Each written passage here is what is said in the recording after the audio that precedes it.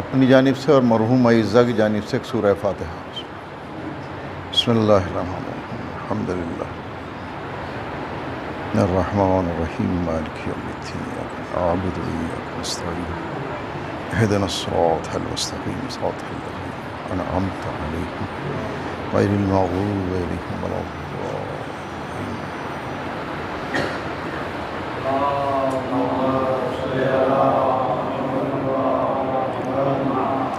اعوذ باللہ من همزات الشیاطین، بسم اللہ الرحمن الرحیم، الحمد للہ رب العالمین، الصلاۃ والسلام علی اشرف الانبیاء والمرسلین وخاتم النبیین ابی القاسم المحمد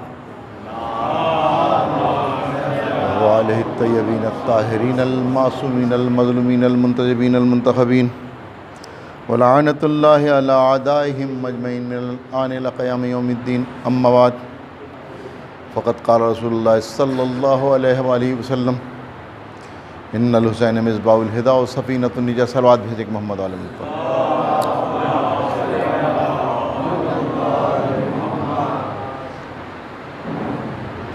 حضرت محمد مصطفیٰ صلی اللہ علیہ وآلہ وسلم رسول رحمت، رحمت للعالمین،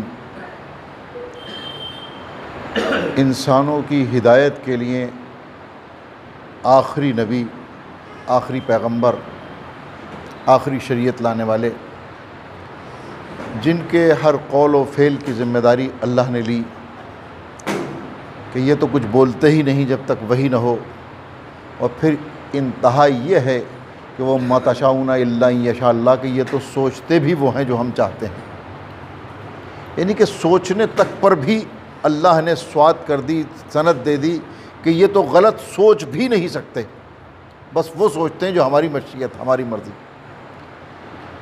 وہ جو مستقل طریقے سے انسانیت کو اپنے عمل سے متوجہ کرتے رہے، 40 سال تک خاموش تبلیغ عملی طور پہ کرتے رہے، اس اندھیرے میں کہ جہاں بالکل اندھیرا تھا، جسے قرآن نے ضلال مبین سے تعبیر کیا کہ انسان کھلی گمراہی میں مبتلا تھا۔ کھلی گمراہی کب ہوتی ہے؟ کہ انسان گناہوں پہ فخر کرنے لگے، اپنی غلطیوں کو غلطی نہ مان کے بلکہ اس پہ افتخار کی منزل ہو۔ اب یہاں یہ بات آئی ہے تو میں ایک بات کہتا چلوں۔ ایک واقعہ مجھے جناب موسیٰ کے زمانے کا یاد آیا کہ ایک شخص تھا، اس نے جناب موسیٰ سے کہا کہ آپ کلیم اللہ ہیں، آپ کی گفتگو طور پہ ہوتی ہے اللہ سے، تو ذرا میرے بارے میں پوچھ کے بتائیے گا کہ میرے لیے آخرت کا فیصلہ کیا ہے۔ حضرت موسیٰ طور پہ گئے، اس کا سوال رکھا، وہاں سے جواب آیا کہ اسے جنت ملے گی، بشارت دے دینا۔ حضرت موسیٰ نے اس شخص کو بشارت دی کہ تمہیں جنت مبارک، بس ادھر اسے یہ مجدہ ملا، یہ خوشی کی خبر اس نے سنی اور فوراً اس طریقے سے گویا ہوا کہ میں تمہارے اللہ پر ایمان لایا کہ وہ رحمان اور رحیم ہے، اس لیے کہ میں تو ایسا گناہ گار، میں تو ایسا خطا کار، میں نے تو ایسے شرابیں پی، میں نے تو ایسے گناہ کیے، میں نے تو یہ کیا، میں نے ظلم کیا، یہ سب کچھ کیا میں نے اور اس نے مجھے بخش دیا۔ بات آئی گئی ہو گئی، اس لیے کہ حضرت موسیٰ سمجھے کہ کوئی مصلحت رہی ہوگی۔ لیکن دوسرے دن جیسے ہی طور پہ جانا ہوا تو سب سے پہلے جو کلام ہوا وہ یہ ہوا کہ کل جس شخص کو جنت کی بشارت دی تھی اس سے کہہ دینا کہ تیرا مقام جہنم ہے۔ کہ یا اللہ، کل سے اب تک کیا تبدیلی ہوئی؟ کل ہی تو کہا تھا۔ کہنے لگے اس وقت اس کے معاملات اور میرے معاملات تھے، جتنے گناہ تھے اس کے اور میرے درمیان میں تھے، اب تم جیسا عادل گواہ اس نے پیدا کر لیا اقبال جرم کر کے، اب میری عدالت کا تقاضا یہ ہے کہ میں اسے معاف نہ کروں۔ اس لیے گناہوں کے گواہ مت بنائیے اپنے، کہ کوئی اگر کر لیا ہے، میں نے تو فلاں صاحب کو اس طریقے سے بیوقوف بنایا، فلاں صاحب کے ساتھ تو میں نے یہ کر دیا، تو اب اگر گواہی بنا رہے ہیں آپ تو بخشش کی کوئی امید پھر مت رکھیے گا، اس لیے کہ وہاں پھر عدالت ہونے والی ہے تو عدالت میں پریشانی ہوگی۔ تو میں یہ عرض کر رہا تھا کہ کھلی گمراہی میں مبتلا تھے وہ لوگ، یعنی کہ بیٹی کو فخر دفن کر کے، زندہ دفن کر کے فخر محسوس کر رہا تھا۔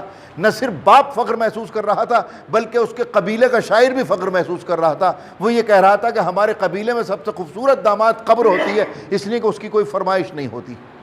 یہ اندھیرے کا عالم یہ تھا جہاں لوٹ و مار کوئی گناہ نہیں تھا، کسی قسم کے کسی گناہ سے انہیں کوئی گریز نہیں تھا، اس ماحول میں رسول نے اپنی زندگی کو 40 سال پیش کیا اور ان جھوٹوں سے اپنے آپ کو سچا کہلوایا، ان بے ایمانوں سے اپنے آپ کو صادق و امین کہلوایا، جو لوٹ مار کرتے تھے وہ صادق اور امین کہنے لگے آپ کو۔ یہ آپ کے کردار کا 40 سال تک کلمہ پڑھا لوگوں نے، اور پھر جب اعلان بعثت ہوا تو لوگوں سے اقرار کرا لیا کہ آپ نے کبھی جھوٹ نہیں بولا، اس لیے آپ جو کچھ کہیں گے ہم۔ وہ زبان جو ہے جو انسانوں کو انسان بنانے کے لیے آئی ہے، وہ اپنے نواسوں کا تعارف کرانا مقصد نہیں ہے، اس لیے کہ ہم جانتے ہیں کہ اگر رسول کوئی ایسی بات کریں گے تو کوئی نہ کوئی صحابی ٹوک دے گا کہ یہ آپ نے کیا کیا، چونکہ ہم تو دیکھتے ہیں کہ رسول اللہ صلی اللہ علیہ وسلم کے اوپر یہ گفتگو مل جاتی ہے، جملے مل جاتے ہیں کہ آج تو شک ہو گیا بہت بڑا آپ کی رسالت پر۔ تو اس کا مطلب اب اگر رسول کہہ رہے ہیں کہ ان الحسین مصباح الہدیٰ و سفینۃ النجاہ، اور صحابیوں کے درمیان میں کہہ رہے ہیں، جبھی تو بات ہم تک پہنچی ہے 1400 سال کے بعد، اور کسی نے کوئی اعتراض نہیں کیا، تو وہ سب کے سب اس بات سے متفق ہیں یہ نوازہ کا تعارف نہیں ہے، بلکہ یہ ہدایت کے ذریعے کا تعارف ہے، چراغ ہدایت کا تعارف ہے، یہ بتا رہے ہیں۔ لیکن یہاں حدیث جو ہے چونکہ حضور ہیں اور حضور کی زبان، ظاہر سی بات ہے کہ حکیم کے نمائندے ہیں تو حکمت ہوگی اس میں۔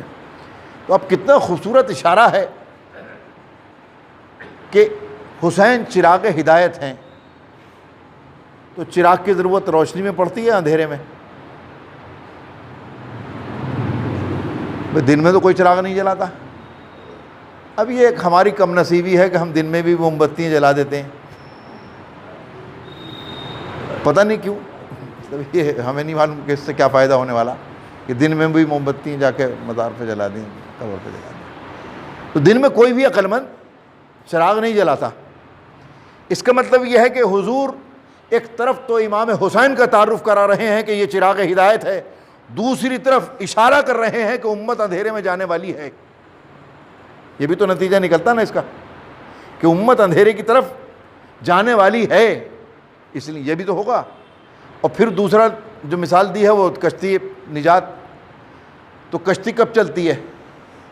جب پانی سر سے اونچا ہو، اس سے کم پہ کشتی نہیں چلتی، ورنہ تو پھر آدمی گزر ہی جاتا پانی میں کو۔ اس کا مطلب یہ ہے کہ میری امت جو ہے غار مذلت میں ڈوبنے والی ہے، اس لیے میں کشتی کا پتہ بتا کے جا رہا ہوں۔ اور پھر امام عالی مقام نے جن کے بارے میں یہ کہا گیا تھا، انہوں نے کتنا اہتمام کیا کہ زندگی کا ایک ایک لمحہ اس طریقے سے گزارا کہ کوئی معترض دشمن ترین انسان بھی آپ کی زندگی کے ایک لمحے پر انگلی نہ رکھ سکے۔ جس طریقے سے مولا کائنات کا پوری زندگی کا اگر خاکہ کھینچا جائے اور بنایا جائے اور جائزہ لیا جائے تو پوری زندگی میں ایک لمحہ بھی ایسا نہیں ہے کہ جہاں آپ حق سے ایک لمحے کے لیے بھی کسی کے ساتھ انصاف نہ کیا ہو یا کہیں انصاف برتنے میں کوتاہی کی ہو۔ اس لیے کہ اگر میں پوری زندگی پڑھنا چاہوں تو وقت بہت لگے گا، تو میں تو صرف مختصر سی بات کہہ کے اپنی بات تمام کرتا ہوں کہ 2 گواہیاں کافی ہوتی ہیں ایک انسان کے کردار کے لیے، اور سب سے خطرناک گواہی دشمنوں کی ہوتی ہے۔ اگر کسی کے کردار کے بارے میں پوچھنا ہو اور دشمن کی گواہی ہو جائے تو سب سے قیمتی گواہی ہوگی۔ دشمن 2 قسم کے ہیں، ایک وہ جو آپ کو نقصان پہنچانا چاہتا ہے، ایک وہ جس سے آپ کے ذریعے اسے نقصان پہنچ گیا ہو۔ خیبر میں مرہب کا قتل ہوا، مرہب کے قتل کے بعد اس کی بہن صفیہ ادھر سے گزری جہاں بھائی کی لاش پڑی ہوئی تھی، وہ اپنے بھائی کی لاش کو دیکھتی ہے اور ایک مرثیہ پڑھتی ہے جو مجھے حضرت علی کا قصیدہ لگتا کہ بھائی تو فخر تھا ہمارے لیے، میں زندگی بھر تجھ پہ آنسو بہاتی گریا کرتی، لیکن کیا کروں تیرا قاتل کوئی شریف النفس ہے۔ اب آپ بتائیں کہ جس کے بھائی کو قتل کیا ہے وہ حضرت علی کی شرافت کا کلمہ پڑھ رہی ہے۔ اب دوسری گواہی، جس نے آپ کے سر پہ زہرآلود ضربت لگائی، ابن ملجم، جب مشکیں بندھی ہوئی، بازو بندھے ہوئے لایا گیا، کہا کہ اس کے ابھی جرم ثابت نہیں ہوا، اس کے ہاتھ کھول دیے جائیں۔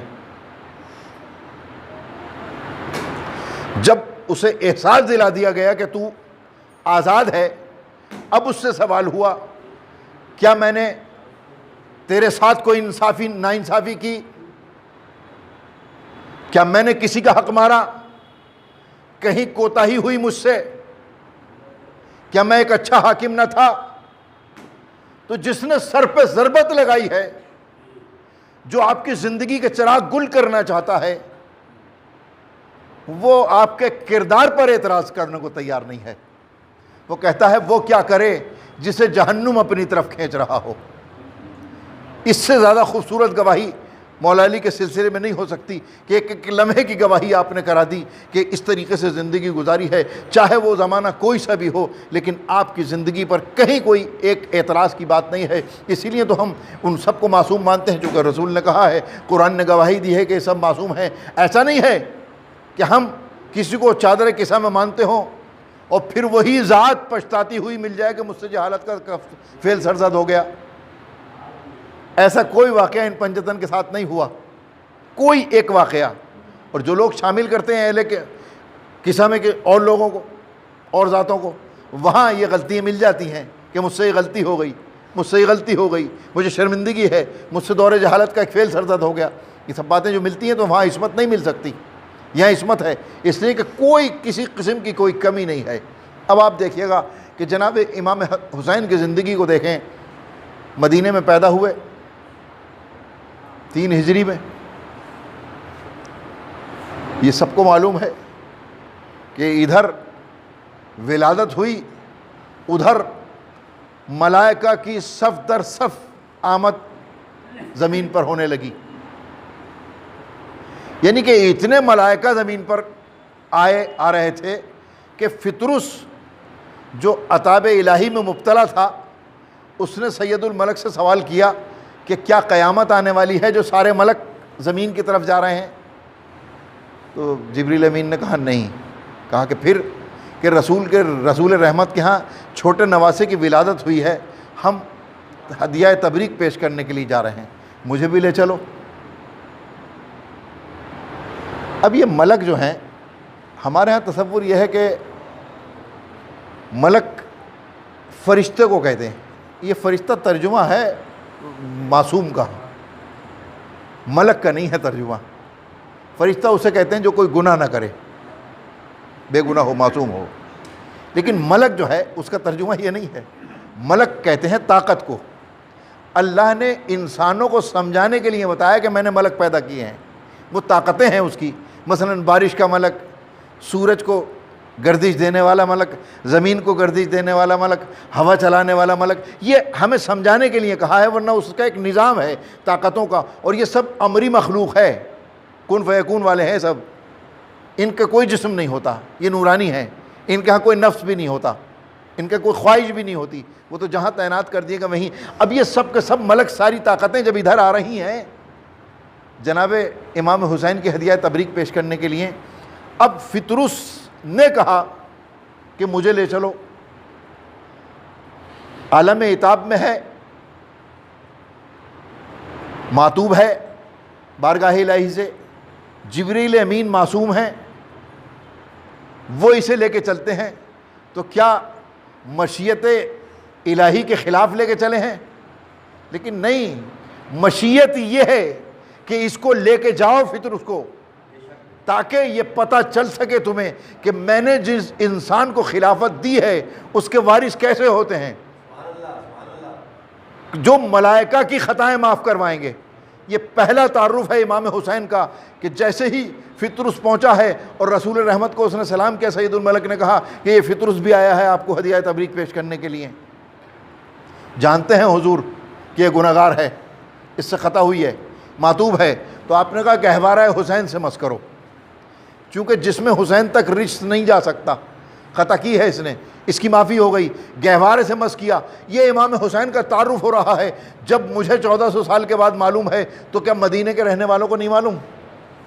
اس وقت کے مسلمانوں کو نہیں معلوم؟ اصحاب کو نہیں معلوم؟ معلوم ہے سب کو کہ کیا کیفیت ہے۔ اسی لیے اب وہ دن گزرتے چلے جاتے ہیں۔ ابھی امام حسین کا بچپنا ہے کہ وہ راہب کا واقعہ آپ کے سامنے ہے کہ رسول رحمت کے پاس وہ شخص آیا کہ میرے لیے دعا کر دیجئے، تو آپ نے کہا کہ مشیت الہی نہیں ہے۔ اکثر لوگ اس بات سے، اس روایت سے تھوڑے سے گھبراتے ہیں کہ روایت کیسی ہے، تو میں اس روایت سے مربوط کرتا ہوں ایک دوسری روایت کو۔ جناب موسیٰ کے زمانے کی ایک روایت ہے کہ ایک عورت نے سوال کیا کہ اے کلیم اللہ، آپ جب اللہ سے گفتگو کریں تو میرے بارے میں سوال کریں، میری شادی کو 8 سال ہو گئے، میرے نخل تمنا میں کوئی گل نہیں کھلا، میرا چمن جو ہے وہ اداس ہے، کیا میری قسمت میں اولاد ہے؟ آپ نے جا کے طور پہ سوال کیا، جواب آیا کہ اس کی قسمت میں اولاد نہیں ہے۔ اس کے اولاد کون کہہ رہا ہے؟ جو احکم الحاکمین ہے۔ کس سے کہہ رہا ہے؟ کلیم اللہ سے، کہ اولاد نہیں ہے۔ آپ نے کہا کہ تو اپنی رحمت سے دے دے۔ کہا کہ تقدیر کے فیصلے اتنی آسانی سے بدلے نہیں جاتے موسیٰ۔ بات ختم ہو گئی۔ آپ نے جا کے اس سے کہہ دیا کہ تیری تقدیر میں اولاد نہیں ہے، کچھ نہیں۔ دن گزرتے رہے، ایک دن اس کی گلی سے ایک فقیر گزرا، وہ یہ آواز لگا رہا تھا کہ جو مجھے کھانا کھلائے گا، جو مجھے روٹی کھلائے گا، میں اسے بیٹے دوں گا۔ اس عورت نے سنا، جلدی سے اپنے گھر بلایا، اسے روٹی پکا کے دی۔ اس نے 4 روٹیاں کھائیں اور یہ کہہ کے اٹھا کہ میں نے تجھے 4 بیٹے دیے۔ کلیم اللہ کہہ چکے ہیں کہ قسمت میں اولاد نہیں ہے، یہ فقیر کہہ رہا ہے میں نے تجھے 4 بیٹے دیے۔ ابھی کچھ سال گزرے ہوں گے کہ جناب موسیٰ کا ادھر سے گزر ہوا، اس عورت نے سلام کیا اور کہا کہ یہ میرے بچے ہیں۔ مزید کچھ کہنے کی ضرورت نہیں تھی۔ حضرت موسیٰ کو بڑا احساس ہوا کہ اس نے مجھے یہ بتایا کہ تم نے جو خبر دی تھی وہ صحیح نہیں تھی۔ جناب موسیٰ طور پر پہنچے کہ یا اللہ، مجھے تو نے اس عورت کے سامنے جھوٹا کیوں قرار دلوایا؟ تجھ سے پوچھا تھا، کسی اور سے نہیں پوچھا تھا، تیرے علاوہ کسی میں اختیار نہیں ہے۔ ان اللہ علی کل شیء قدیر، تو ہے۔ یہ بچے کس نے دے دیے اسے؟ مجھ سے کہہ دیتا کہ اتنے سال کے بعد دوں گا۔ کہا کہ موسیٰ، یہ یارانے کی باتیں ہیں۔ نہیں، میں تو سمجھنا چاہتا ہوں۔ کہنے لگے ہاں، یہ عشق کی منزل ہے۔ کہا کہ مجھے سمجھاؤ۔ کہا کہ اچھا سمجھنا چاہتے ہو تو جاؤ، ایک چھری لو اور ایک کٹورا لو اور اپنی قوم میں اعلان کرو کہ اللہ نے ایک جسم کی بوٹی مانگی ہے انسان کے، لے کے آنا کل جواب ہمارے پاس۔ حضرت موسیٰ چلے، اعلان کرتے ہیں کہ اللہ تعالیٰ کو انسانی جسم کی ایک بوٹی چاہیے۔ دشمن تو دشمن، دوستوں کو خیال آنے لگا کہ اللہ بوٹی کا کیا کرے گا، اس نے ہی تو ہمیں دیا تھا۔ صبح تو شام ہو گئی، کوئی ایک بوٹی دینے کو تیار نہیں تھا۔ ایک شخص شام کے وقت آیا، اے کلیم اللہ، کیا اعلان فرما رہے ہیں کہ اللہ نے جسم کی ایک بوٹی مانگی ہے انسانی؟ تو اس نے یہ سنتے ہی فوراً چاقو اپنے ہاتھ میں لیا اور سوال کیا کہ یہ بھی بتایا ہوگا کہ کہاں کی چاہیے؟ کہا کہ نہیں، یہ تو نہیں بتایا کہ کہاں کی چاہیے۔ بس اس نے فوراً چاقو سے یہ حصہ کاٹا، کٹورے میں ڈالا، پھر خیال آیا کہ شاید یہاں کی بوٹی مانگی ہو، یہ حصہ کاٹا، کٹورے میں ڈالا، پھر خیال آیا کہ شاید یہ مانگا ہو۔ اس طریقے سے اس نے جسم کے حصوں سے بوٹیاں کاٹنی ڈالنی شروع کی اور کٹورا بھر گیا۔ حضرت موسیٰ حیران تھے، اور وہ شخص تھا۔ حضرت موسیٰ نے کہا ٹھہرو ٹھہرو، بس ہو گیا کام، ایک بوٹی چاہیے تھی۔ وہ لے گئے۔ اب جب طور پہ پہنچے تو آواز آئی، موسیٰ کیا لائے ہو؟ کہا کہ تیرا ایک دیوانہ ملا تھا، وہ تو جان دینے کو تیار تھا۔ کہنے لگے موسیٰ تمہاری سمجھ میں بات آئی کہ نہیں آئی؟ کہا کہ نہیں، میں نہیں سمجھا۔ کہنے لگے آدمی تو تم بھی تھے، تم بھی تو اپنی ایک بوٹی دے سکتے تھے، لیکن تمہارے دماغ میں یہ بات نہیں آئی، یہ ہمارا دیوانہ ہے۔ اس شخص نے کہا تھا کہ 4 بیٹے دوں گا، اس کی بات کو میں کیسے رد کر دوں؟ یہ میرا یار ہے، یہ میرا عاشق ہے، اس لیے اگر یہ 4000 بیٹوں کو کہتا تو میں 4000 بیٹے دیتا۔ یہ تو صرف اس نے ایک جسم کی بوٹی کاٹی تھی، لیکن امام حسین نے تو ہر رشتہ قربان کر دیا۔ پھر تعجب کیوں ہوتا ہے لوگوں کو کہ راہب کو 7 بیٹے دے دیے تو کیا تعجب ہے؟ اس لیے کہ تقدیر بدل سکتے ہیں، یہ اختیار ان کو ہے، یہ اس کی مرضی پر سب کچھ قربان کرتے ہیں۔ تو یہ بچپن کا واقعہ ہے آپ کے۔ اب یہ امام حسین کی زندگی چل رہی ہے کس طریقے سے کہ 8 سال تک لوگوں نے دیکھا کہ کبھی خطبے کو قطع کر کے زانوں پہ بٹھا کے حسین کا تعارف کرا رہے ہیں، کبھی دوش پر چڑھا کے حسین کا تعارف کرا رہے ہیں۔ بہت مشہور جملہ ہے یہ کہ جس وقت آپ عیدگاہ پر اپنے دونوں نواسوں کو شانے پہ بٹھا کے لے کے جا رہے تھے تو خلیفہ اول نے کہا کیا بہترین سواری ہے؟ تو ایک بار رسول رحمت نے جھڑک کے کہا کہ یہ کیوں نہیں کہتے کہ بہترین سوار ہیں؟ یہ کیوں نہیں کہتے کہ بہترین سوار ہیں؟ یہ کیفیت سب نے دیکھی. کیا رسول اللہ کے پاس سواری نہیں تھی؟ نہیں تھی بھائی، ایک سواری تو اونٹ ہوگی نا. لیکن آج جو ہے، آج نوازوں کو اپنے کندھے پہ لے کے جا رہے ہیں. مقصد کیا ہے کہ لوگ پہچان لیں کہ ان کی عظمت کیا ہے. اور دونوں کے ہاتھوں میں زلفیں ہیں، یہ بتانے کے لیے کہ ان کے مزاج میں اتنا اتحاد ہے کہ کبھی دو آدمیوں کے ہاتھ میں گھوڑے کی مہار نہیں دی جاتی کہ کوئی ادھر کو کھینچو ادھر کو کھینچو تو گھوڑا چل نہیں پائے گی سواری. لیکن دونوں کو مہاریں دینے کا مطلب یہ ہے کہ مزاج بتا رہے ہیں کہ دونوں کا مزاج یکساں ہے، کوئی اختلاف نہیں ہے ان کو دونوں کے مزاج میں، چاہے یہ بیٹھے ہوں چاہے کھڑے ہوں. یہ حدیث ہے آپ کی. یہ کیفیت لوگوں نے دیکھی ہے. یہ امام حسین کا بچپن ہے جو گزر رہا ہے. لیکن ادھر رسول رحمت اس دنیا سے پردہ فرماتے ہیں. اچانک امام حسین کی زندگی میں ایک انقلاب آتا ہے. وہ دیکھتے ہیں کہ ہمارے گھر کے دروازے پر آگ لائی جا رہی ہے. ماں کو دیکھتے ہیں کہ کیواڑ کے پیچھے آ گئی ہیں، پسلیاں شکستہ ہو گئی ہیں، بھائی شہید ہو گیا ہے. امام حسین بچپن میں دیکھ رہے ہیں کہ یہ تبدیلی آ چکی. لیکن ہاں، اندھیرا شروع ہو گیا ہے، لیکن ابھی اتنا اندھیرا نہیں ہے. اندھیرا ہے لیکن اتنا نہیں ہے. اب امام حسین نے یہ بھی دیکھا کہ وہ مسجد نبوی جس میں جب میری والدہ گرامی جاتی تھی تو رسول رحمت تعظیم کے لیے کھڑے ہو جاتے تھے، اس لیے کہ جزو رسالت ہیں یہ فاطمہ. لیکن آج دربار میں کھڑی ہے ایک مدعیہ کی حیثیت سے. کیا ہو رہا ہے؟ پوری انسانیت گواہ ہے کہ آج سے پہلے کسی نے حکومت پہ کوئی دعویٰ نہیں کیا. اگر حکومت نے کوئی چیز چھینی تو کوئی دعویٰ کرنے کی ہمت نہیں کرتا تھا. لیکن یہ جناب سیدہ نے حق دیا تمام انسانوں کو، نہ صرف مسلمانوں کو، ہر انسان کو یہ حق دیا کہ اگر حکومت بھی تمہاری جائیداد ضبط کر لے تو تمہیں دعویٰ کرنے کا حق میں دیتی ہوں. مقدمہ فیصلہ کچھ بھی ہو، اس لیے جو جس کے خلاف مقدمہ تھا وہی جب منصف تھا تو پھر فیصلہ تو وہی ہونا تھا جو ہوا. جناب سیدہ نے جناب رسول خدا صلی اللہ علیہ وسلم کی اس بات کی تصدیق کرائی کہ جو 2-3 دن پہلے اس انتقال سے آپ نے کہا تھا کہ لاؤ قلم و کاغذ لاؤ، میں تمہارے لیے ایک تحریر لکھ دوں تاکہ تم گمراہ نہ ہو جاؤ. کتنا خطرہ ہے رسول کو امت کے گمراہ ہونے کا، صحابیوں کے گمراہ ہونے کا کتنا خطرہ ہے. لیکن وہاں یہ جملہ کہہ دیا گیا، حسبنا کتاب اللہ، کتاب خدا کافی ہے ہمارے لیے. اب آپ تصور کریں کہ اگر کوئی ماسٹر، ہمارے استاد محترم تشریف رکھتے ہیں، تو اگر پورا کورس پڑھانے کے بعد کلاس میں آنے کے بعد یہ اعلان کریں کہ کچھ پوائنٹس نوٹ کر لیں جو امپورٹنٹ ہیں، اور کوئی لڑکا کھڑے ہو کے کہے پڑھا تو چکے آپ سب کچھ، اب کیا نوٹ کرا رہے ہیں؟ ہمارے لیے کتاب تو کافی ہے جو آپ نے دی تھی ہمیں. تو یہ توہین ہے یا نہیں استاد کی؟ اب اس توہین کا بدلہ جناب سیدہ نے کس طریقے سے لیا کہ آپ نے قرآن کی آیت پڑھی کہ مجھے وراثت چاہیے اپنے باپ کی. جب داؤد کے وارث سلیمان ہو سکتے ہیں تو میں کیوں نہیں ہو سکتی اپنے بابا کی وارث؟ تو ہونا تو یہ چاہیے تھا حسبنا کتاب اللہ کہنے والوں کے لیے کہ قرآن کی آیت کے جواب میں قرآن کی آیت آنی چاہیے تھی. لیکن قرآن کی آیت کے جواب میں حدیث کو پڑھنا اس بات کی دلیل ہے کہ جو رسول کہہ رہے تھے وہ کل سچ تھا، تمہیں ضرورت پڑے گی حدیثوں کی. لیکن یہ ایک الگ بات ہے کہ تم نے رسول سے سچی حدیث نہیں لی، گھڑنی پڑی. اس لیے میں کہہ رہا ہوں گھڑنی پڑی چونکہ جو بنی حدیث وہ غلط ثابت ہو گئی. کیسے؟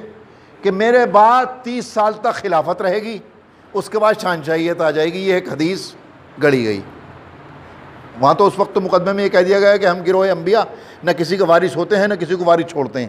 تو جناب سیدہ نے ام ایمن کو پیش کیا جو آپ کی والد سے آپ کو کنیز ملی تھی، اور وہ کنیز ان کے والد سے ان کو ملی تھی. جناب عبداللہ کی کنیز تھی، وہ رسول خدا کو ملی. رسول خدا کی کنیز تھی، وہ جناب سیدہ کو ملی. آپ نے عملی طور پہ ثابت کر دیا کہ انہوں نے وراثت لی بھی ہے اور وراثت دی بھی ہے. تم مجھے محروم کر رہے ہو. قرآن کی آیتوں کے خلاف گھڑ لی گئی حدیث. لیکن جس وقت حدیثیں گھڑنے کا سلسلہ شروع ہوتا ہے تو جھوٹی حدیثیں جو ہیں خود بتا دیتی ہیں کہ جھوٹ کیا ہو گیا. اب آپ دیکھیے گا کہ کہا گیا کہ 30 سال خلافت رہے گی، اس کے بعد شہنشاہیت. تو میں نے پوچھا ایک پڑھے لکھے انسان سے کہ 30 سال تو پورے ہوئے نہیں، خلافت ختم ہو گئی. 4 خلیفاؤں کا دور 29 سال کچھ مہینے ختم. 30 سال تو پورے ہوئے نہیں. حضور کی حدیث کہتے ہو 30 سال کی تھی، تو پھر کیا ہوا کہنے لگے وہ چند مہینے امام حسن کے جوڑنے پڑتے ہیں۔ میں نے کہا عوام کو تو معلوم نہیں ہے کہ امام حسن بھی خلیفہ تھے 6 مہینے کے لیے، عوام کو نہیں معلوم ہے۔ یہ ہے وہ جھوٹ جو پکڑا جاتا ہے۔ اب یہ اندھیرے شروع ہو چکے ہیں، امام علی مقام دیکھ رہے ہیں کہ کس طریقے سے امت اندھیرے کی طرف جا رہی ہے، لیکن چونکہ آپ بہت محتاط زندگی گزارنے والے ہیں، میں گفتگو کو یہیں روکتے ہوئے، چونکہ طویل ہو گئی ہے تو میں بس یہیں پہ روکتے ہوئے آج کی تاریخ کے حوالے سے ربط مصائب کرنے کے لیے کہ امام علی مقام ایک ایک قدم پر احتیاط برت رہے ہیں، یہاں تک کہ آپ سے مطالبہ بیعت ہوا، آپ نے مدینہ چھوڑ دیا۔ میں نے بڑی آسانی سے کہہ دیا اور اپنے بہت آسانی سے کہہ دیا، مدینہ چھوڑنا۔ ہر مسلمان کی تمنا تو یہ ہے کہ ایک بار دیدار مدینہ ہو جائے، اور وہ عظیم ذات کہ جس نے مدینے کو کبھی دوش رسالت پہ دیکھا ہو، کبھی پشت رسول پہ سجدے کر کے دیکھا ہو، کبھی زانو پہ بیٹھ کے ممبر سے دیکھا ہو مدینے کو، اس نے مدینہ چھوڑ دیا۔ اس نے نانا کا مزار، ماں کا جوار، بھائی کی لہد چھوڑی، کس طریقے سے چھوڑی، ایک بیمار زہرا بیٹی کو چھوڑا، کس طریقے سے چھوڑا ہوگا، میرے پاس لفظ نہیں ہے جو میں بیان کر سکوں۔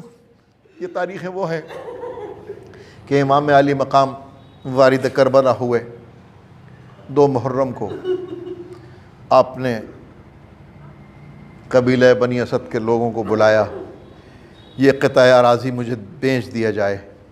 کہا کہ آپ مالک و مختار ہیں، آپ کو ہم بیچ کیوں دیں، آپ جب تک چاہیں رہیں، ہماری طرف سے کوئی پریشانی آپ کو نہیں ہوگی۔ آپ نے کہا نہیں، ہمیں یہ قطع اراضی خریدنا ہے، اور خریدنے کے بعد جب ان سے طے ہوا تو پیسے دینے کے بعد باقاعدہ طریقے سے قبالہ ہوا، اور پھر اس قبالے کی جو شرطیں تھیں وہ یہ تھیں، ایگریمنٹ جو ہوا کہ یہ زمین ہم نے تم سے خریدی، لیکن کچھ شرطوں کے ساتھ ہم تمہیں واپس کرتے ہیں۔ یہ دنیا کا اکیلا ایگریمنٹ ہے جو اپنے مقتل کے لیے ہوا، اور وہ زمین واپس کر دی گئی کہ عنقریب ہم اس سرزمین پر قتل کر دیے جائیں گے، تو ہمارا پہلا فریضہ تمہارا یہ ہے کہ ہمیں دفن کرنے کا اہتمام کرنا۔ اے بنی اسد کے مردوں، میں تم سے گزارش کرتا ہوں کہ تم میرے دفن کا اہتمام کرنا۔ اب پھر عورتوں کی طرف متوجہ ہو کے کہا کہ اگر یہ مرد تساہلی کریں تو تمہیں انہیں غیرت دلانا تاکہ ہمارا دفن ہو سکے۔ بات یہی نہیں رکی، بچوں کی طرف متوجہ ہوئے اور ان سے کہا کہ دیکھو، اگر یہ ممکن نہ ہو سکے کہ یہ بڑے تمہارے دفن کر سکیں تو تم چھوٹی چھوٹی ننھی ننھی مٹھیوں میں خاک لے کے آنا اور کھیلتے کھیلتے ہمارے جسم پر ڈال دینا تاکہ ہمارا جسم زیر آسمان نہ رہ سکے۔ میں کہوں گا مولا، اور پھر اس کے بعد کسی کو یاد نہیں کیا، صرف شیعوں کو یاد کیا کہ میرا کوئی دوست آئے تو میری قبر کا پتہ بتا دینا اور اسے مہمان کرنا۔ میں کہتا ہوں کہ مولا، کیسے کیسے وقتوں میں آپ نے ہمیں یاد کیا ہے، کاش ہم بھی آپ کو ہر لمحہ یاد کر سکیں اور اپنی زندگی کو حر کی طریقے سے بدل لیں تو ہم کامیاب ہو جائیں، تاکہ ہمیں چراغ کی روشنی ملتی رہے اور ہم نجات کے سفینے پر سوار ہو جائیں۔ پروردگار عالم ہمیں اس فرش اعضا پر آنے کی سعادتیں و برکتوں سے سرفراز فرما۔ پروردگار عالم جو فرش اعضا پر آتے تھے آج ہمارے درمیان میں نہیں ہیں، ان کو جوار امام حسین کا قرب عطا فرما۔ پروردگار عالم گناہوں میں تخفیف فرما، نیکیوں میں اضافہ فرما۔ پروردگار جو پریشان حال ہیں ان کی پریشانیوں کو دور فرما۔ پروردگار جو بے اولادیں ہیں ان کو صاحب اولاد فرما۔ پروردگار جن کے اولاد ہے اسے نیک و صالح بنا، بیماروں کو شفا عاجلہ اور کاملہ عنایت فرما۔ پروردگار عالم جو غریب ہیں ان کی غربت کو دور فرما۔ پروردگار عالم مسافروں کو منزل تک پہنچا دے تجھے جناب مسلم کا واسطہ۔ پروردگار عالم جو قید و بند کی صحبتیں سہ رہے ہیں، بے گناہ ہیں، ان کو جناب مختار کے واسطے سے رہائی کے اسباب فراہم فرما۔ پروردگار عالم زمانہ پرآشوب ہے، یہ وبا پھیلی ہوئی ہے، اس سے انسانیت کو نجات دلا تجھے رحمت للعالمین کا واسطہ۔ پروردگار تیرا وعدہ پکا اور سچا ہے کہ میں پوری دنیا کو امن و امان سے بھر دوں گا، اپنے وعدے کو پورا فرما۔ امن کے آخری نقیب کو بھیج دے، ہمارے ملک اور ہمارے شہر اور پوری دنیا میں امن و امان قائم فرما، ہمیں ان کے ناصر و مددگاروں میں شمار فرما۔